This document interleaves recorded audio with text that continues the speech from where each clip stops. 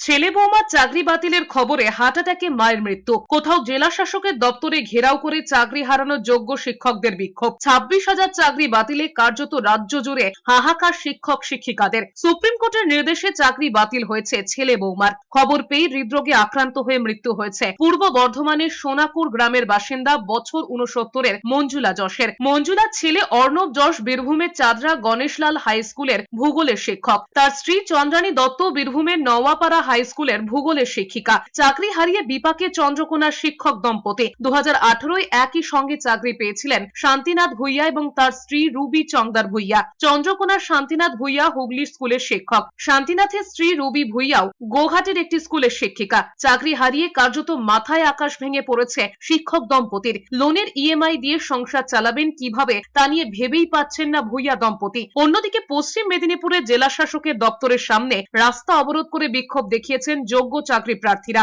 চাকরি বাঁচেনি নদিয়ার বীরনগর হাই স্কুলের শিক্ষাকর্মী সোমনাথ মাদর। বুসান প্যারা এশিয়ান গেমসের হাই জাম্পে ভারতের হয়ে জিতেছিলেন স্বর্ণপদক। 2016 শিক্ষাকর্মী হিসেবে নিয়োগ পেয়েছিলেন তাহেরপুরের বাসিন্দা ক্যান্সার আক্রান্ত সোমনাথ। চাকরি হারাদের তালিকায় রয়েছে তৃণমূল কাউন্সিলরও। রাজপুর সোনারপুর পুরসভার কাউন্সিলর কুহেলি ঘোষ 5 বছর প্রাথমিক বিদ্যালয়ে শিক্ষকতা করেন। 2016 এসএসসি প্যানেল হাই স্কুলে চাকরি পেয়েছিলেন। সুপ্রিম কোর্টের রায়ে পুরো প্যানেল বাতিল হওয়ায় চাকরি হারিয়েছেন কুহেলিও।